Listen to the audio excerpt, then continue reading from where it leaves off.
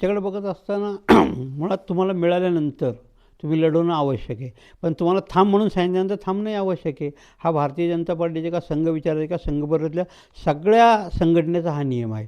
तुम्हाला एकदा संधी दिली, तुम्ही चांगलं काम केलं, ज्या अर्थी संघटनेने तुम्हाला बाजूला केलं आणि दुसरा विचार केला, त्याचा अर्थ संघटनेने काहीतरी विचार केला पाहिजे असेल. त्यांची बंडखोरी ही त्यांच्या स्वतःच्या व्यक्तिगत स्वार्थासाठी किंवा फायद्यासाठी, संघटनेचं हित त्यांनी काही बघितलं नाही.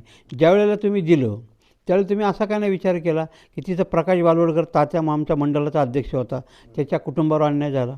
मग प्रकाश बालवडकरसारख्या संघटनेसाठी अध्यक्षपद भूषवलेल्या माणसावर त्यावेळेला अन्याय झाला आणि तुम्हाला तिकीट दिलं होतं आणि आता तुम्हाला बाजूला सारून दुसऱ्या एखाद्या नवीन कार्यकर्त्याला दिलं. याचं कारण मीमांसा ही तुम्ही शोधली पाहिजे की मला ज्यावेळेला 5 वर्ष दिलं त्या 5 वर्षामध्ये मी केलेलं काम हे संघटनेला अपेक्षित झालं का? कामं केलं म्हणजे नुसती प्रसिद्धी करणं म्हणजे काम नाही आहे. त्या संघाला अपेक्षित असणारं काम तुमच्याकडनं घडलं का? संघटनेला अपेक्षित असणारं काम तुम्हाला घडलं का? या संघटनेमध्ये 2 हेतू असतात. एक समाजाची सेवा करायचं आणि दुसरं कार्यकर्ता निर्मिती करायचं.